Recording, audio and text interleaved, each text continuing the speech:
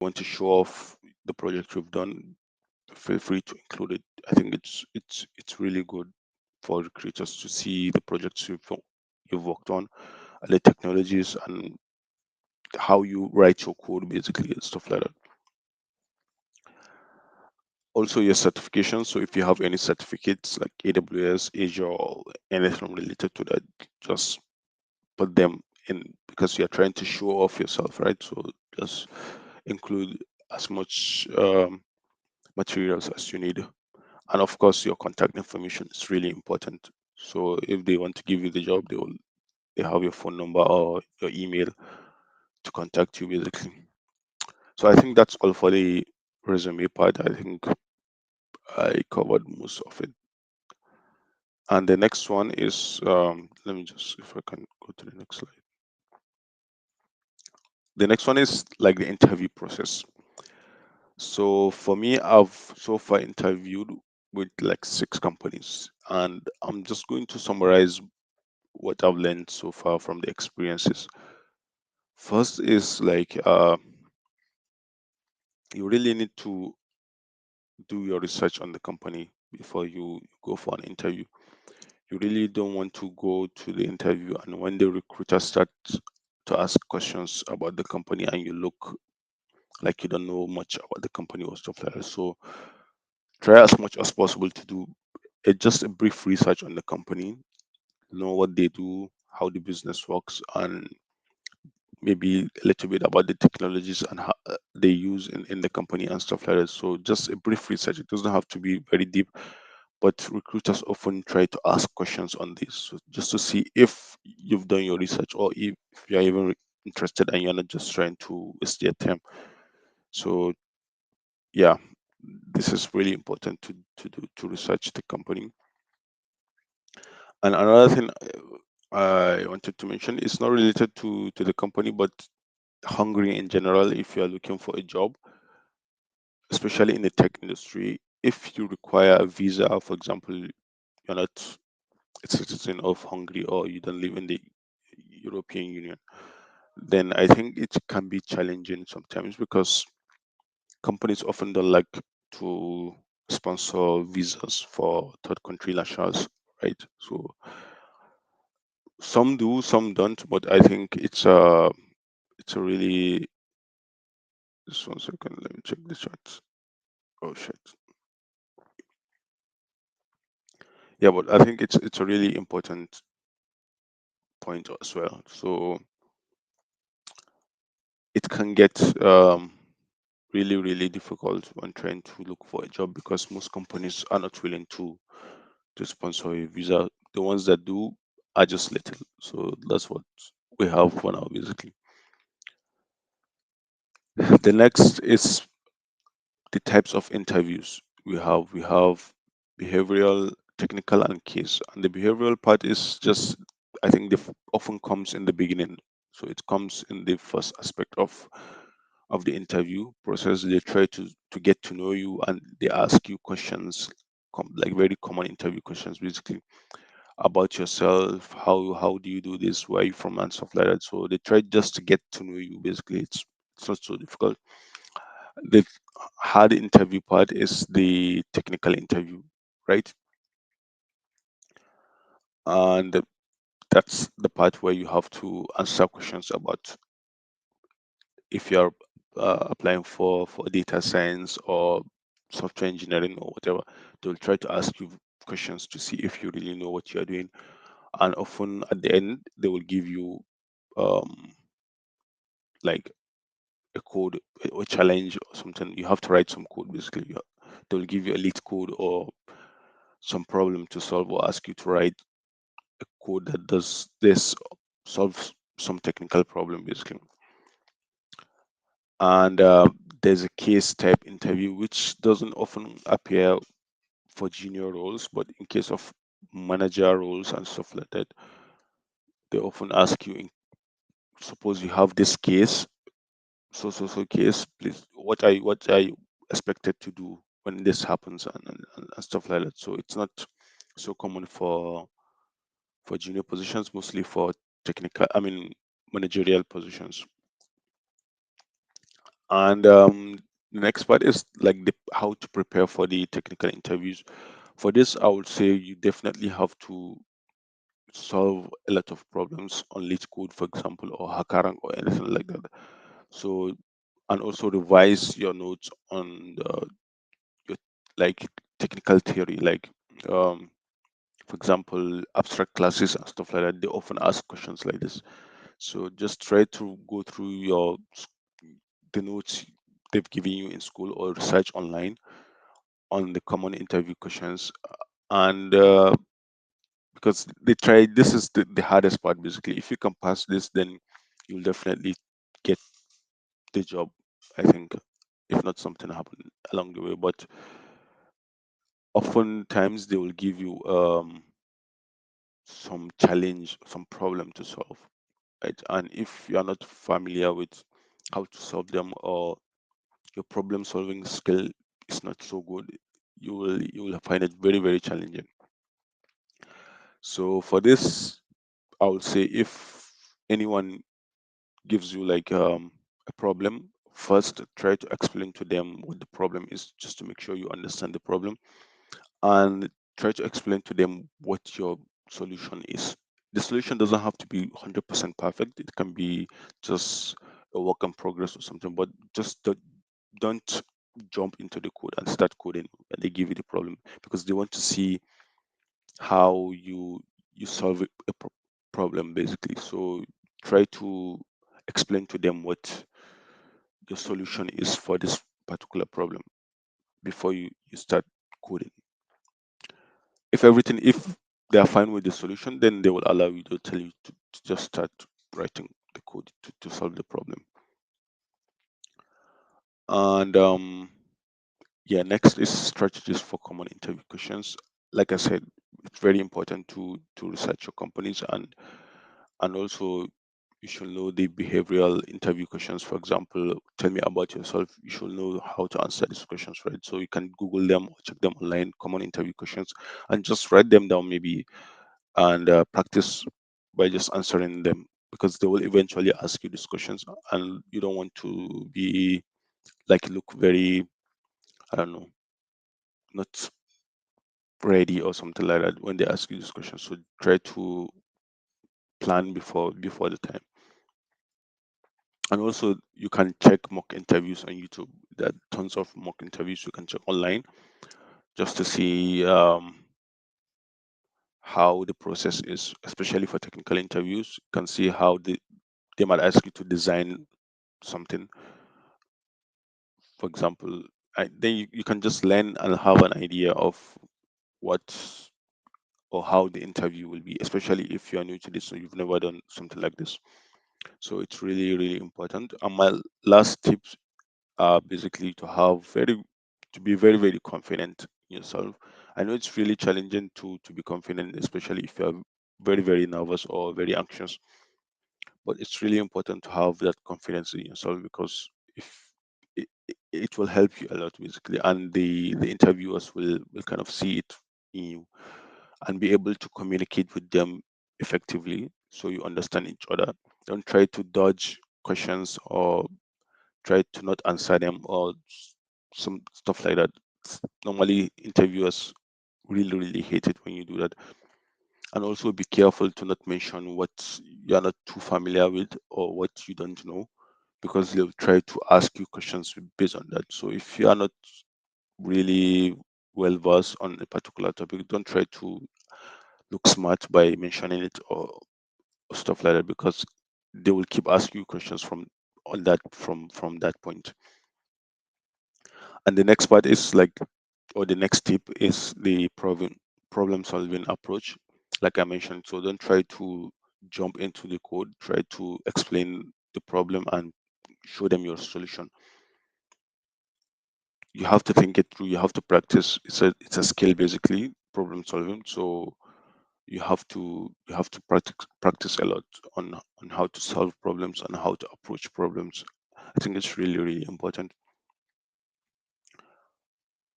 So the next part is overcoming challenges. And basically this part is, you have to you will face a lot of challenges, especially rejections. So when you start applying to I mean for jobs, you will definitely get rejected a lot of times because sometimes companies are just not looking for people like you, or I don't know, they can't sponsor your visa like I mentioned, or something like that. So maybe you don't fit their requirements or stuff like that. So you will get a lot of rejections. I got a lot of rejections, and I think anyone who applied for who was looking for a job at some point got rejected.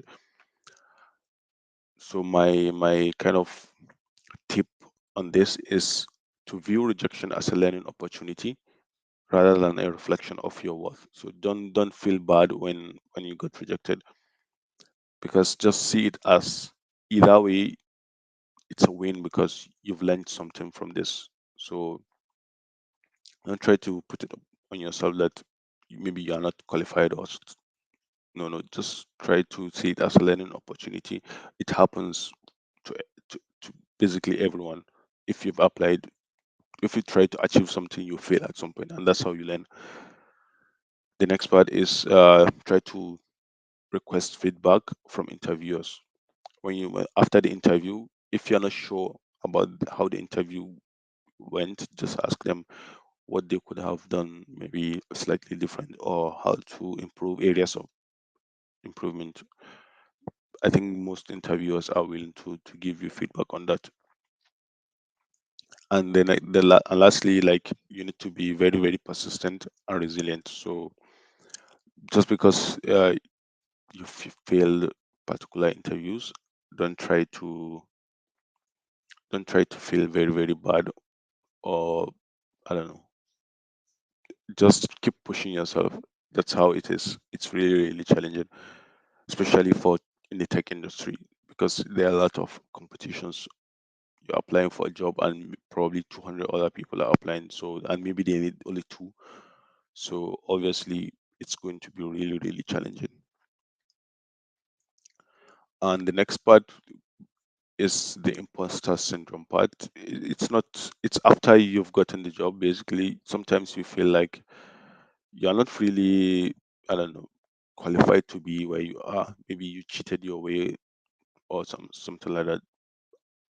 It's a common syndrome or feeling that people have, and how to deal with that is just reflect on what you've done so far, and have a growth mindset. So just look back at what you've done. It will kind of give you some confidence that you've come a very long way, and always try to have a growth mindset in a way that you try to improve, and you know uh, like improve on from where you are, right? So have a sense of, I will always try to improve and get better. I think it really helps to get away with that feeling, and with time obviously it will be normal. And yeah, so the strategies for that, for continuous learning and growth, is to just have a very good learning habit. So just make it a habit. Maybe, for example, for myself, every day I wake up, before I start working, I just try to learn something new. For example, I go on some blog or some tutorial, I try to learn something. So with time, as you do it frequently, it will become a habit basically. And you can't, habits, which is really really good habit. So it will help you with time. Before you know it, you've been doing it for like, I don't know, 3 months, 6 months, 1 year. You'll, if you look back from where you started, you'll be like, oh wow, you've achieved so many, you've learned so many new stuff, and you've achieved so many things that you are not even, you may or may not even be aware of. Yeah. So lastly, it's how to excel in the job pipeline. So let's say you've gotten the job and you want to um, like basically tips on how to excel after getting the job. And I would say number one is networking. Obviously, it's really really important and effective in the industry. So try to attend hackathons. Maybe you see people like you working on projects maybe similar, and you can always collaborate with them to learn new technologies and also learn from them, learn from each other. So you can attend industry conferences, workshops, meetups, just to expand your network and stay informed about industry trends and stuff like that. Maybe new technologies, maybe AI or something like that, right? So next is setting goals and mission. Oftentimes companies try to help you with this, but you should have like your personal goals, your business, which is the company level, and your team level goals. So personal goals are just goals you want for yourself. The business wise is just goals you try to achieve in the company, and the team level is goals you try to get from I mean goals you try to achieve within the team. So for example, you want to learn something from senior engineers, or you want to work on something new and stuff like that. So try to set up these goals because it's really important, especially for your career growth. Because if you're moving to the next level, for example, they try to check these goals and see if you've completed them. If yes, then they are most likely you will get maybe a promotion or some pay increase or something like that. So it's really important you work on these goals. And lastly is building a personal brand. And this is obviously subjective. So if you're willing to, like, if you want to grow your network with people similar to you, try to use LinkedIn, Twitter, GitHub, or whatever it is, just in social network to leverage professional networks, to connect with people, professionals in your desired field. So, for example, if you're learning Android development, you should try to grow your network within Android development, so you connect with people that are similar to you.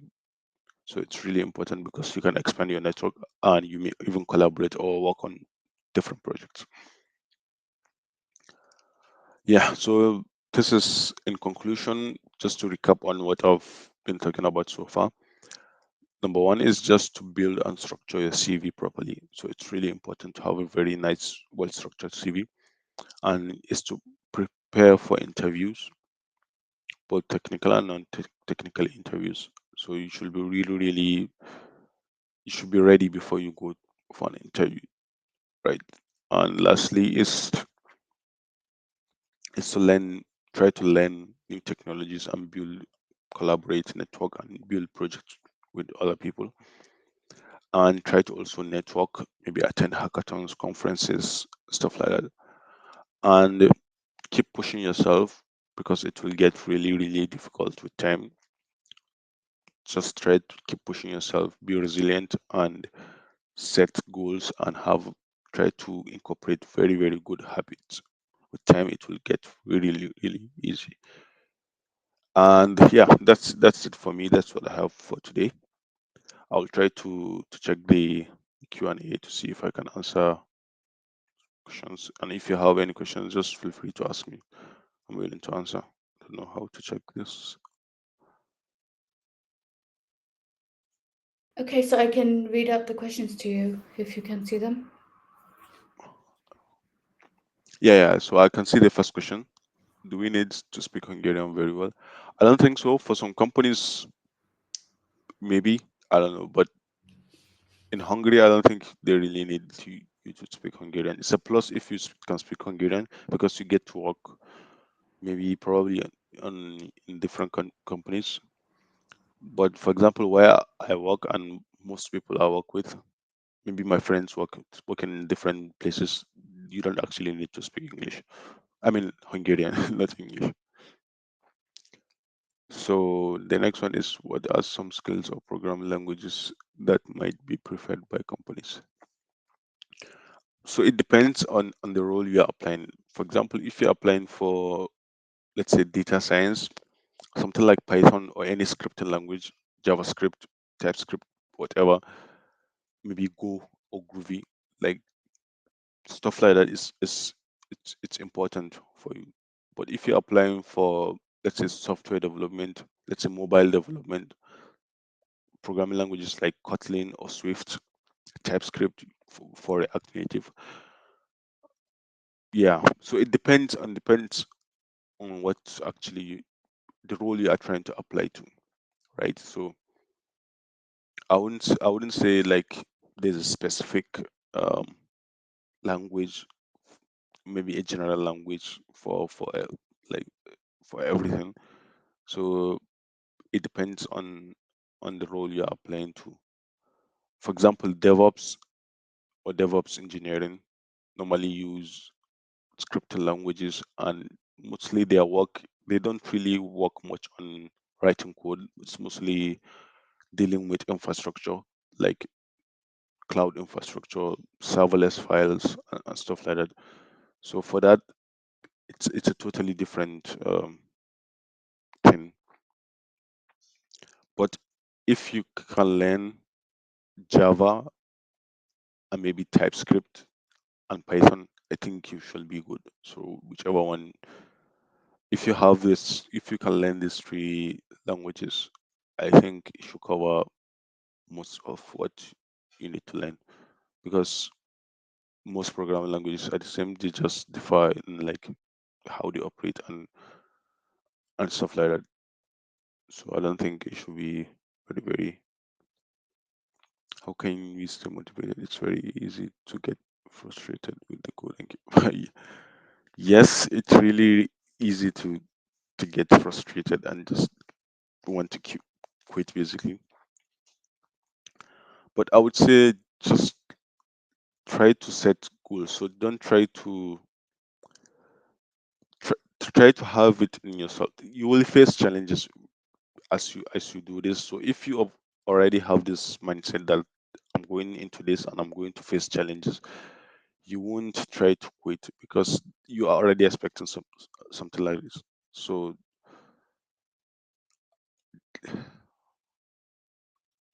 what are software companies in the percent that are good?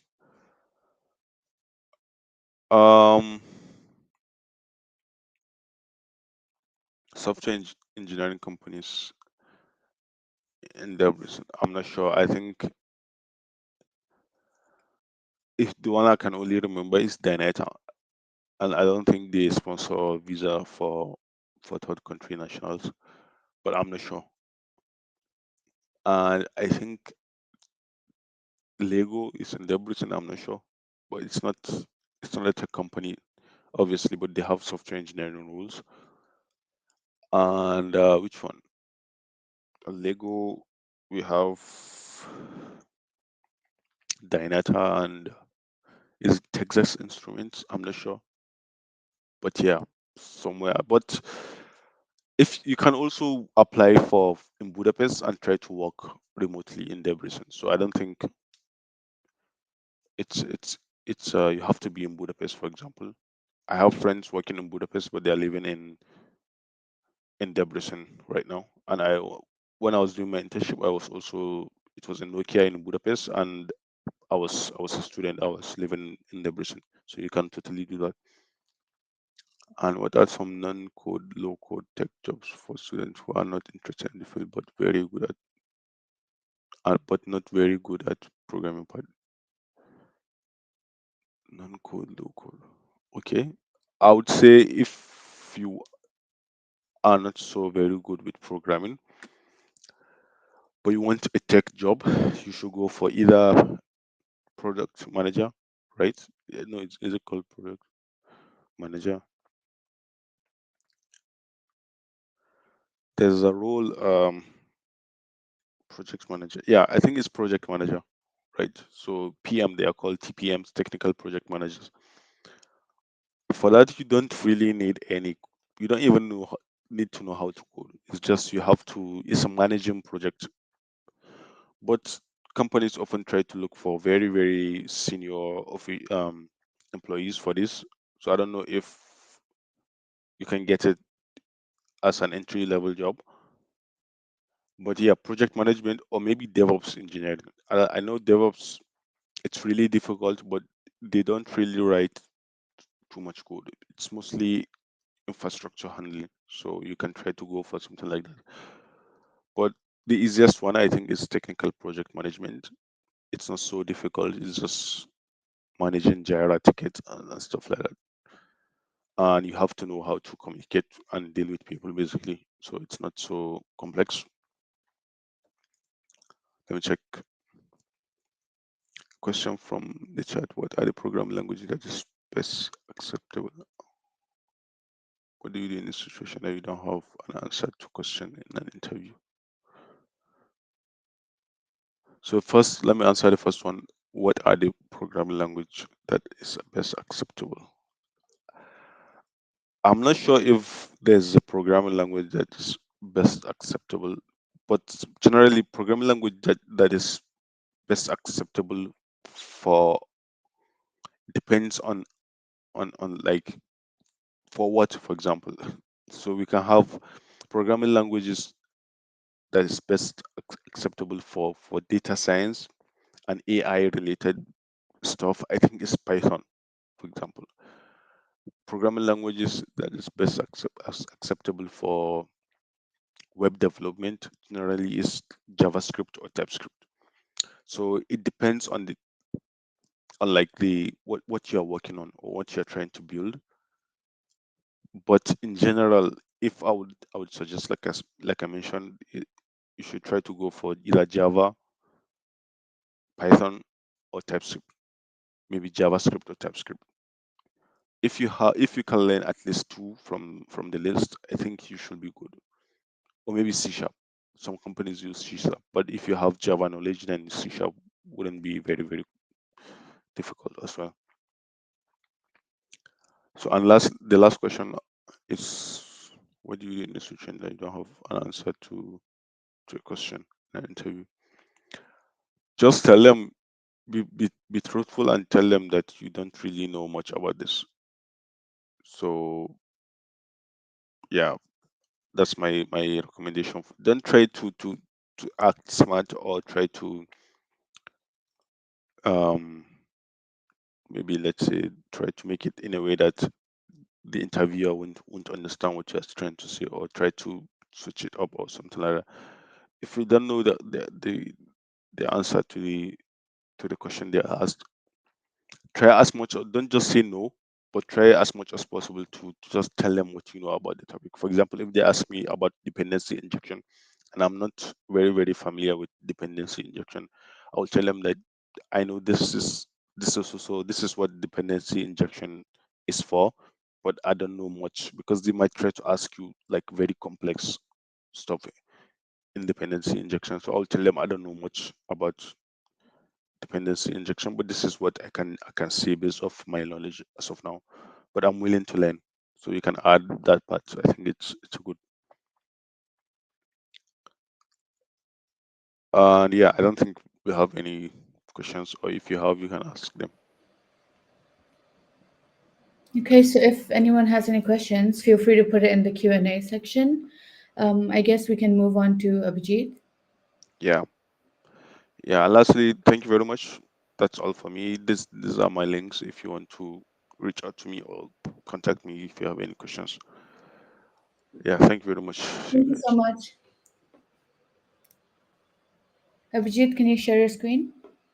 Yep. So thank you. And it was a very talk, and mine is fairly similar to yours. And hold on, I can't share until stop sharing this.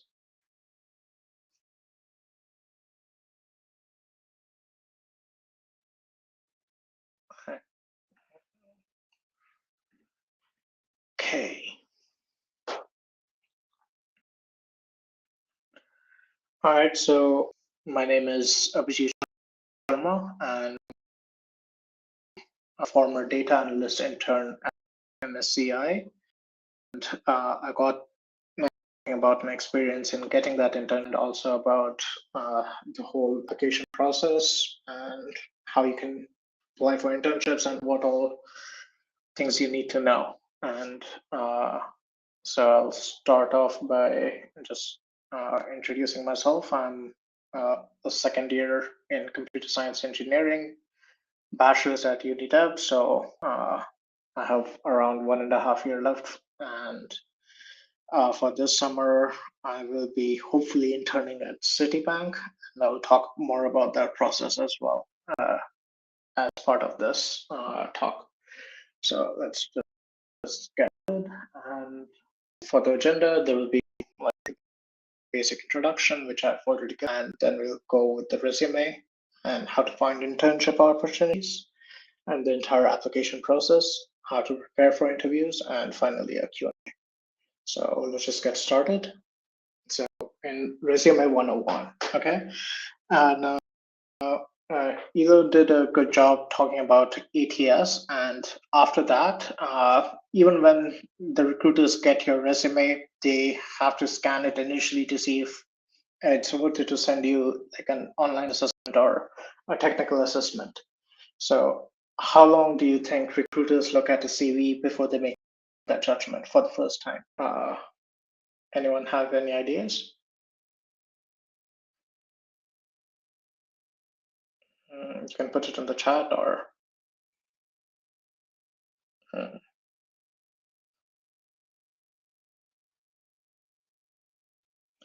Yeah, 30 seconds, 2, 3 seconds maybe. Yeah, 2, 3 seconds a bit too short, but it's generally less than 10 seconds before they make a judgment call and put your CV away, and you don't hear back except for a rejection letter.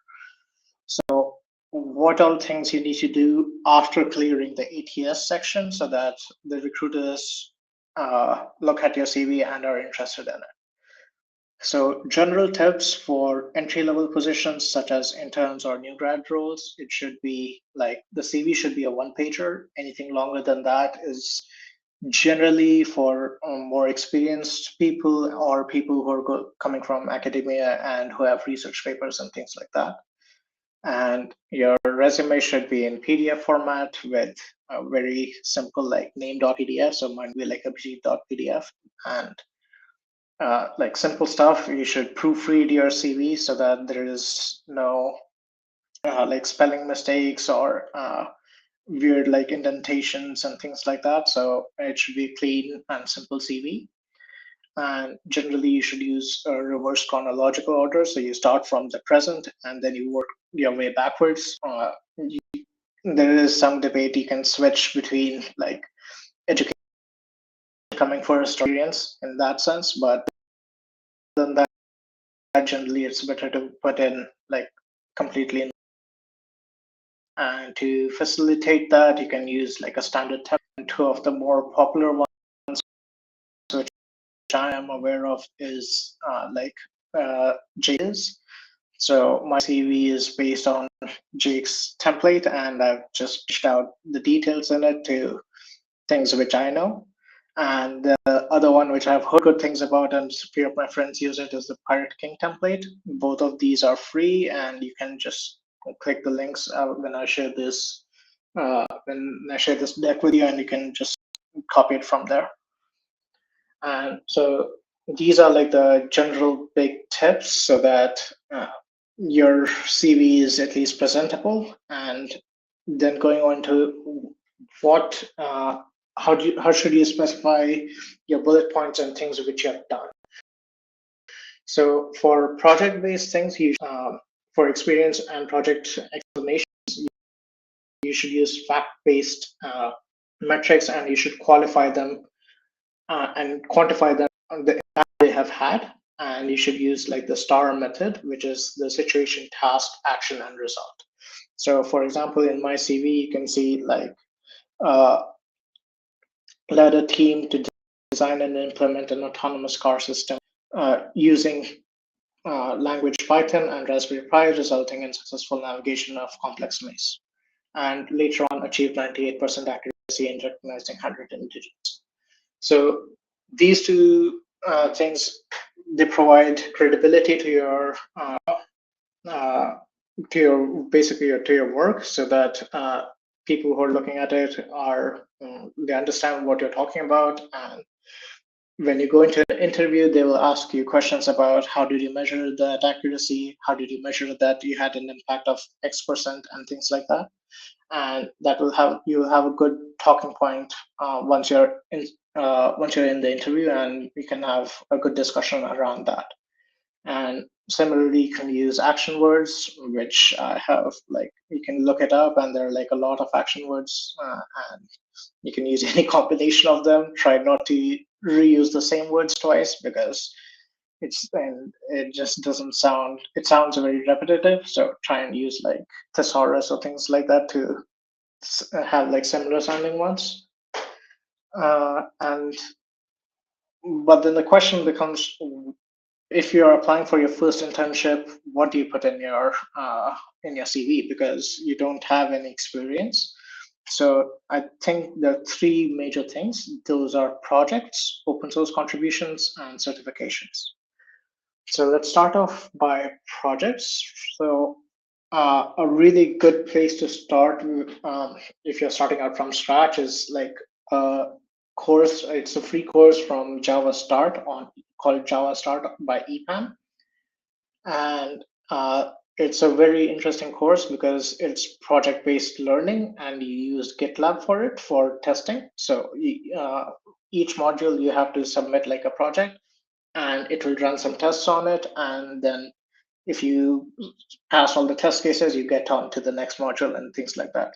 And the good thing about that is a few of the projects are very interesting, and you can put them on your CV, and you can link, like your GitLab submission in your CV itself, so that people can look at your project and be like, oh, this is what he has done. So for example, there is like a game called Battle Trip, which is part of this course, and uh, you can put that in your CV. One of my friends has done that, and it's a pretty good starter project. And once you have become familiar with projects, you can start building clones of popular website. Try and not just copy everything like from a YouTube tutorial or a blog or things like that. Try and actually uh, first start by how would I build this, and have like a step-by-step process. Oh, I need to add a search function. I need to add like a sliding like carousel, and maybe like how do I, after that, once your basic like syntaxing like JavaScript is and CSS and HTML is done, you can be like, oh, how would I do like recommendation if you're interested in AI or things like that. And that's the way you can make the project your own, rather than just a pure clone of a popular website.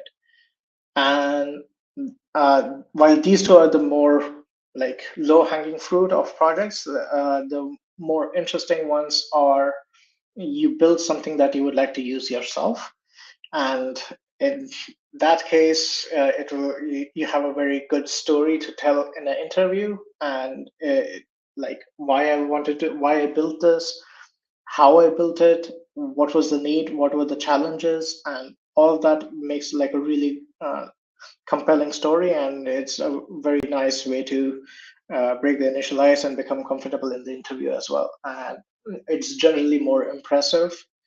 And if your idea is something that other people would like to use too, you could potentially put it into a startup. So it's a win-win. So, and the last way is you participate in hackathons such as Craft Hub in Hungary, and whatever you make there, you can put that in your CV as well.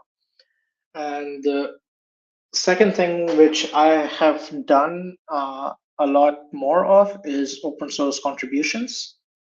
So make a GitHub account and learn to use Git, and try and find like projects that already exist and you find interesting and you would like to contribute. So for example, I got interested in a project called Ivy, which was a framework basically to translate code between PyTorch and TensorFlow, for example. So like what happens is a research community will like write a paper and it uses PyTorch, and someone else uses TensorFlow, and they won't be able to like use that research paper because it's in another like framework, and it's like painstaking to like uh, rewrite everything in TensorFlow. So I built an engine to transpile that code into Versa. And I got really interested in that, and I in the community Discord and started looking at like the issues, and found like a good first issue that I thought I could help with, and I cloned like the repo and started making changes on that. and submitted that, and it was accepted. And you can find other similar projects by searching for the tag good first issue. If you have a project in mind, you can just search for good first issue, and you'll find that tag in GitHub search, and you can find any like issue that you find interesting. And once you put that in your CV, it becomes more interesting, and it's a very good talking point again in your interviews, because you're like, oh, okay, so even though you don't have experience, you have experience working with like large code bases and like tickets and managing like expectations and things like that. So this is also another way to have experience without having experience. And lastly, if you still have a lot of white space, you can put in certificate or from AWS and Azure. For networking, there's CCNA, and for AI, there's NVIDIA, and then there's like courses on Coursera as well. And these all, while helpful, they are not, they should not be like the first thing you put on the CV. They don't attract attention. They're just like the cherry top kind of thing. So these are the ways I think you should build out your CV, and this has done, and this has worked for me. Uh,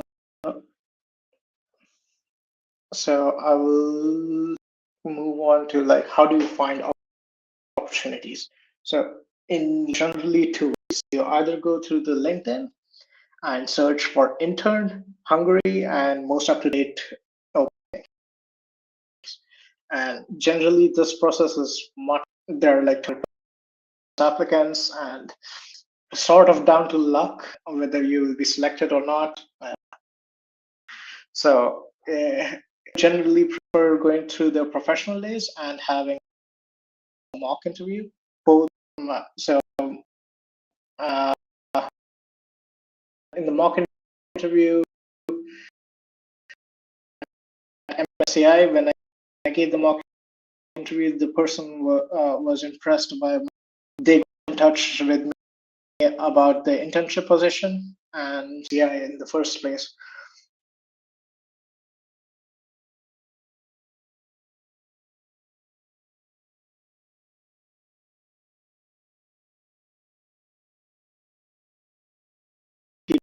People in professional days. I think you should take advantage of that, and that is of these are basically the two. And the communication deadline, the timeline, like in LinkedIn, it can be anywhere. Like from 1 week, you get a response that, hey, we want to do like an online assessment, technical assessment, or an interview, or you could just straight up be ghosted or rejected, and it has like very few hit chances. But from professional days, if you're able to make a genuine impact or a connection with your interviewer, you can move forward really quickly. Like the first communication will be like, hey, we're reaching out in 2 to 3 days, and then you can set up an interview. So this is like much more faster and, in my opinion, an easier way to get an internship. Like a bit of Java code for the application process. It's just void internship and send application to careers.company.com. Wait for 2 rounds of interview, and while it's not successful, you it's out when the internship just like passed and you haven't heard anything, or you are successful and you sign the contract. So there's just something fun. And so this is like the entire process, and I'll describe my application for both my Citibank interview and also for my MSCI like successful application. So the first thing is like you apply either through LinkedIn for my city, and then I got like an online assessment which can be of two types. For City, it was like lead code style technical questions, and you had to solve them. Or you can have like a take-home assessment. I think it was Continental. They have like take-home assessments, so you get like 1 week to do the take-home assessment, and in the interview they will discuss your solution with them. But for like my Citibank one, it was just like lead code style, and then I went into the technical interview, and uh, uh, also for my MSCI one, the online assessment was I actually gave multiple online assessments because I'm most comfortable in Python, and I got overconfident in my Python skills, and there was also a Java online assessment which we had to give as part of the application. So I studied for Java more, then ended up doing better for Java, and was put into the Java pipeline rather than the Python pipeline.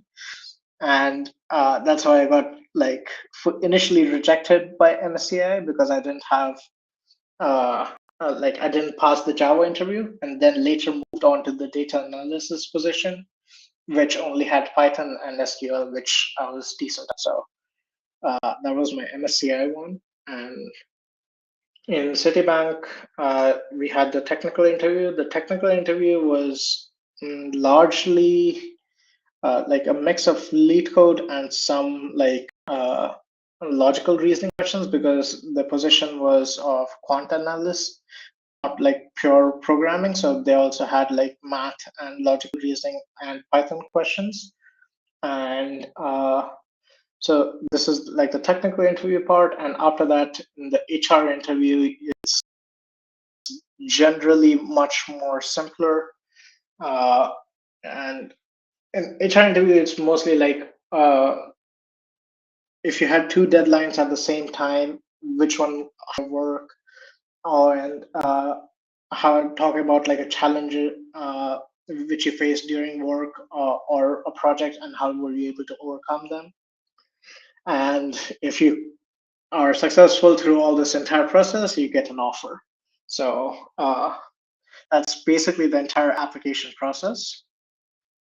Now for interview preparation, like the previous presenter already did a good job, so I won't take too much of your time. Just go over the basics, which is basically you choose a programming language, generally Python, Java, or C++, and you start doing lead code. And if you don't understand anything, you start looking at the discussion section, or you go on YouTube and see like mock interviews and like a list called Neat Code, which has very good explanations and a very nice graph on which order you should solve the questions.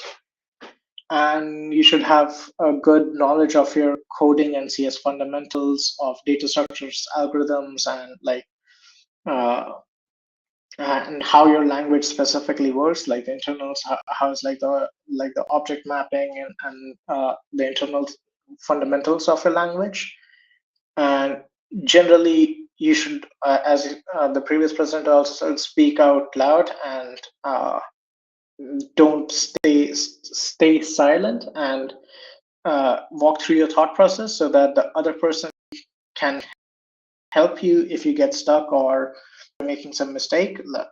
And that's actually a good thing. And then you can talk about, oh yeah, I forgot about that, and we can work through that. And the present, generally in my experience, the interviews are there to help you, so they will give you hints if you get stuck somewhere. And it's depending on how stuck you get, it's not marked too much negatively against you. And after the end, you should always note like the time and space complexity of your solution, and if there is a way which you think you can improve those time and space complexity. That's the technical interview part. And the HR interview is like I said earlier, it's mostly challenges, which can be like technical in nature, teamwork, and time management. So these are the like three main type of questions they ask in the HR interview. And my process through that is I build out like a story, and of an event that happened, and I can play around. Okay, so this was the technical challenge in that story. This was the teamwork challenge. This was the time work challenge. And depending on the question, I can pick and choose which part of the story I emphasize on more. And that's my approach to an HR interview. And like perseverance is a very important skill, because this is my folder of how many applications I've sent for internships. So as you can see, there are like 276 applications sent and 191 rejections. And so that's like 70% rejection rate, and like 30% ghosted. And I think I got like 5, 6 or 7. I got 3 job offers and like 2 or 3 more interviews on top of that. So like 5 over 300. That's like pretty bad odds. So you have to be like very perseverant and just keep applying and focus on your mistakes and keep going up from there. And yeah, so I'll move on to if you have any questions. Okay, I'll just look through. So is Europass CV necessary? In my experience, actually, unless they specifically state they need a Europass CV, I have never applied with the Europass CV. I think like German companies, I have not applied to them like BMW. I don't know, Audi maybe, but I haven't applied to them. So I prefer not to use the Europass CV because it has your picture in it, and anytime you apply anywhere other than where a Europass is needed, it will mess up the ETS, and it will, like as the previous presenter said, like you won't get like no human would read your resume after that. So it's too much of a risk for me. So I just go for like the simple template. And do you be open to showing a project you have made? I mean, after this question. You recently did a couple of interviews. What are some trends you have noticed in the questions they asked? So the questions they ask, it depends on the company, but generally they're fairly simple. So you don't have to know like complicated like data structures and algorithm. You don't need to know like A-star search or like super complex things. Just the basic, like how do you implement a binary search? How do you do like what's time complexity between binary search and linear search? How does hashing work? What all other questions? The thing also is I have applied more for data analysis and controls. My questions are also like math and statistics, and also like so those two type of questions are not that common for like general programming interview. And for like AI positions, it's like how does backpropagation work, what is the loss function, and yeah, those are the questions that I remember at the top of my head. And okay, give me a second and I'll pull up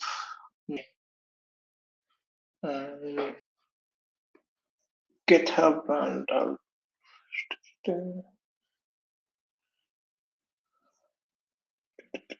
where is my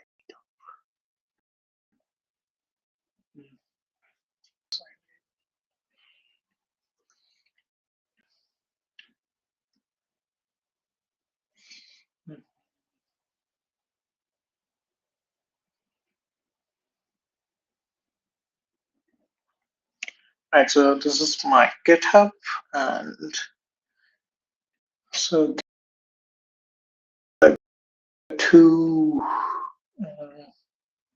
repositories. What was the name of my?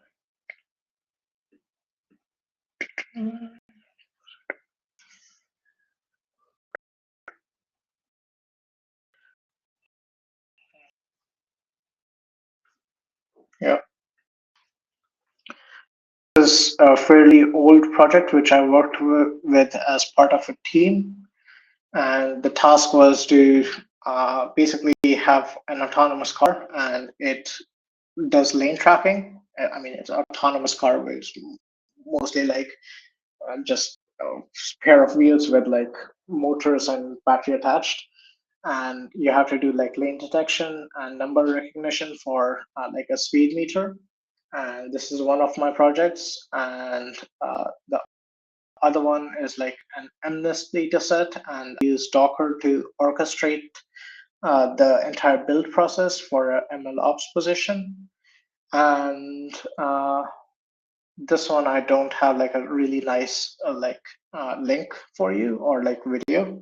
So this is just like a README, and this is a project which I'm working on right now, which is basically to send steganographically hidden images between two people. And the way that works is uh, like uh, each like image has RGB values, and the least significant bit of each RGB position does not impact the visual acuity of that.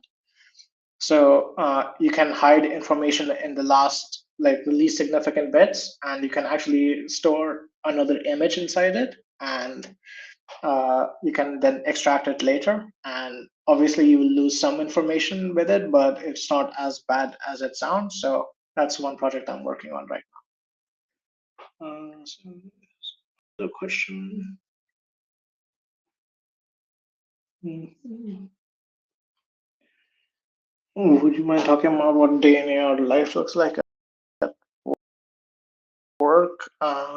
Like completely remote, and I used to work like depending on the day, 4 to 6 hours a day, and generally it started with like a meeting about like the task which we had for the day, or things that were carried over from the previous week, how we would approach them and assign the task to different members of the team and go about solving them, and then mm, ask for help if you get stuck in the middle. And uh, at the end of the day, you just report back, okay, these are the tasks I finished, this is left for tomorrow. And that's pretty much it.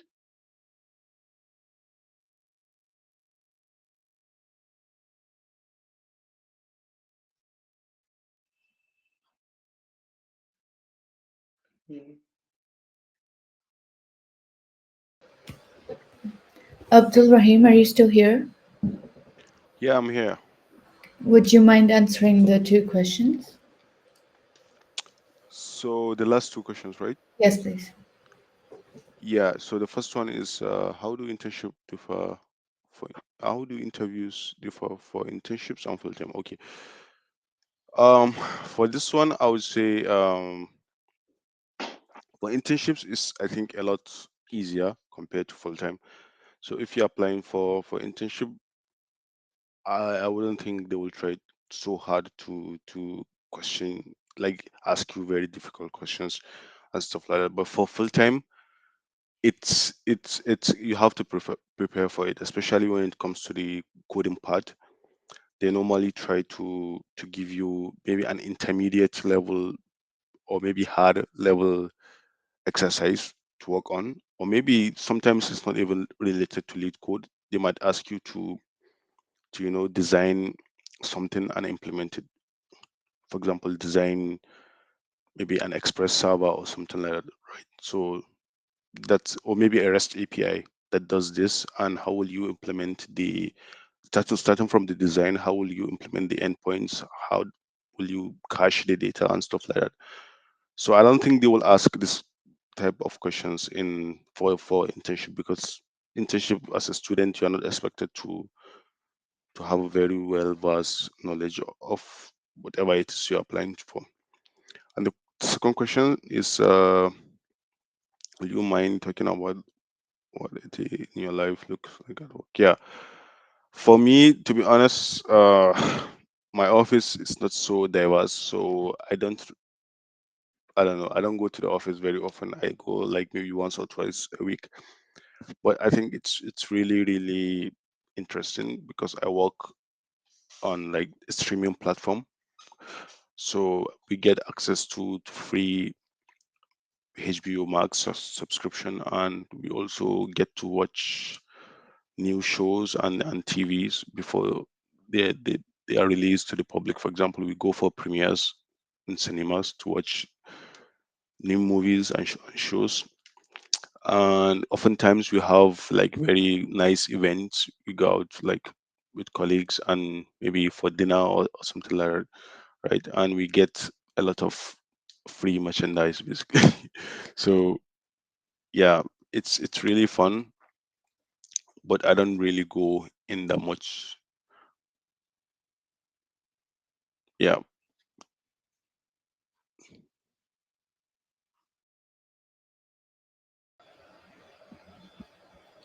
If anyone else has any questions, you can put them in the Q&A or the chat. But if not, then thank you both for the presentations. It was lovely. I'm sure we all learned a lot. I know I did. I know I asked a lot of questions, but I hope everyone else learned from those questions. I just want to tell everyone that this presentation will be available. The video recording and these two presentations will be available on the website after the call is over. So if there are any no more questions, then I think we can finish up here. All right. Yeah, Thank it you. was really nice Yeah. meeting you guys. So see you. Bye. Thank you guys. Thank you so much for coming. We appreciate it. Yeah, thank you very much. Thanks, everyone. Bye.